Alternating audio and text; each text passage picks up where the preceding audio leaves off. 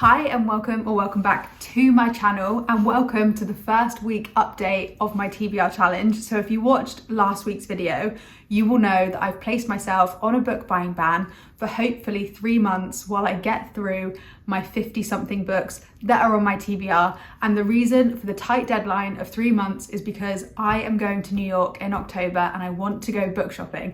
And if I haven't cleared through my TBR, I can't go book shopping in New York, which would just be so devastating. So this week I wanted to update you on how I'm managing my TBR. So essentially I organized my TBR in last week's video and I've got like a TBR cart which has 3 tiers, and the top tier is the books that I want to read in paperback, then the next tier is the ones I want to read in audiobook, and then the following tier is question mark, depending on my mood or whether I need to listen to more in audiobook because I read a lot quicker that way. I was thinking about this and I was talking to my friends. We have like a girl bestie book group chat, and I was talking about how I'm trying to manage my TBR, and I'm also going to spend a lot of time at my parents' house and also go away for some trips during August.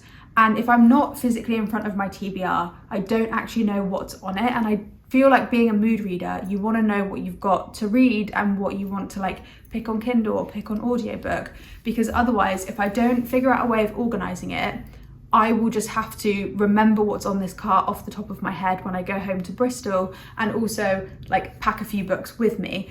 So one of my friends on the group chat said that they use an app called Bookshelf, and Bookshelf is how she digitally manages her TBR. So she can create different pockets and folders, title different things. So she's got a physical TBR one, but she might put it into sections with genres and things like that. And she recommended that I use it because it's totally free. I think maybe there are some extra additions on the app that she can pay for, but essentially it's all free and it might help me manage it. So I was thinking, I've downloaded the app and I've not used it yet. So what you do is you scan the books in and it adds them all to the folder that you create on this app. So I'm thinking what I'm going to do is I'm going to use the app and I'm going to separate it into different TBRs. So I'll have my paperback TBR, I'll have my audiobook TBR, and I'll have my question mark TBR, which is basically digitally putting the way I've organized my shelf onto this app. So I'm going to start with that, and then also in today's video I will go through a little reading update now that we are a week into this TBR challenge.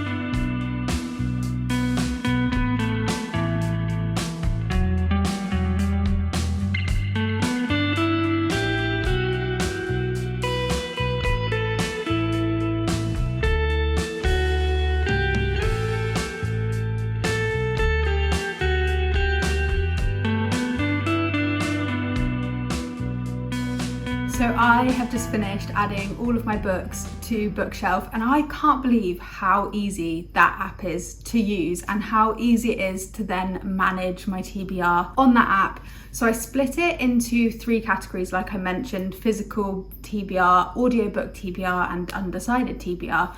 And then you could bulk scan books in. So I just whizzed through them as you saw in my video clip, and I just kept scanning all of the barcodes, and it was just doing it instantly and it found them. There weren't any books other than one book that it couldn't find, and the only reason it couldn't find Lauren Asher was because Amazon had stuck a sticker over the back of it anyway when I ordered it. So they scanned everything, and then it was so easy to search for the Lauren Asher book when I couldn't find it, and then I tested it on a couple of other books and it was really easy to locate books on their library. And now I'm feeling much more organized with my TBR and I can see how many books I've got. I actually think though my physical TBR has the most books on it, and I'm slower with physical reading than I am audiobooks, so it's just highlighting the challenge that I've got ahead of me. But talking of my TBR, I wanted to take you through some updates. It's not quite been a week since I filmed, but I thought I would update you anyway. So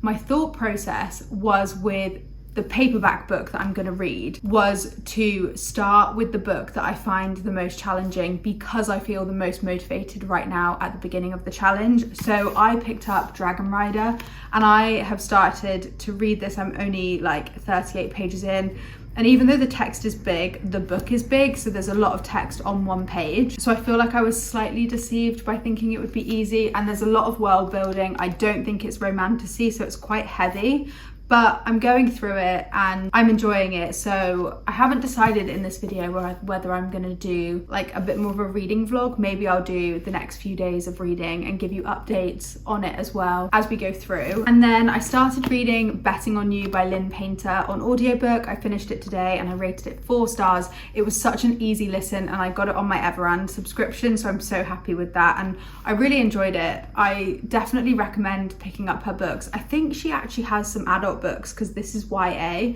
and I haven't read those yet. I think The Do-Over though, so I've read Better Than the Movies, I've now read Betting on You, and I think there's a book called The Do-Over, but I also think that that's YA as well. But why in my head do I think she's got an adult book as well? When I'm off my book buying ban, maybe that'll be added to the list.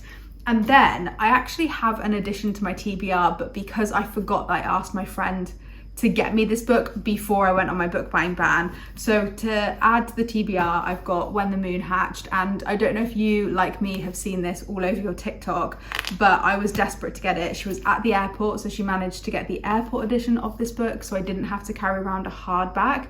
I hear there's a lot of world building in this book, so I'm a bit anxious to get to it, and I hope it doesn't slow me down because it's so thick, but I think I'm gonna have to read this in physical copy because it's fantasy and a lot of world building. So I think like this book, I am gonna have my work cut out for me reading, but I'm hopefully gonna read a bit of this tonight and get into the fantasy world because a lot of my physical TBR is fantasy. So yeah, maybe I will. I've decided I'm gonna do a bit more of a vlog. It's not gonna end here. I am gonna vlog the rest of this week to let you know how I get on with making a dent in this book. I pray I manage to read a lot on the commute to work. Otherwise, I'm gonna be so stuck for finishing this TBR in 3 months.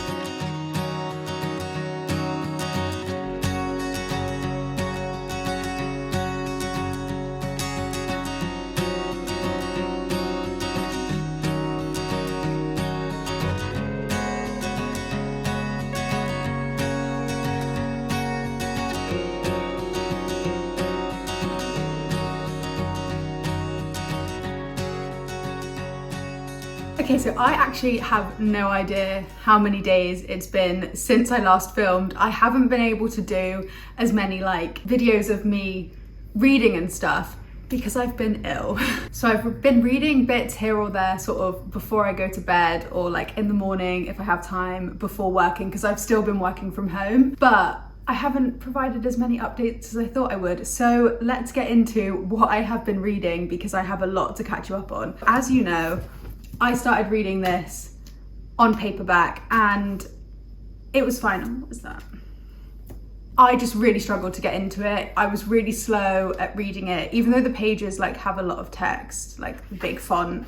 I thought I would fly through it, but this is like hardcore fantasy and I just struggled. I think because I've started my reading journey as like a romance person and then I sort of pivoted into romantasy. So like I love Fourth Wing and things like that.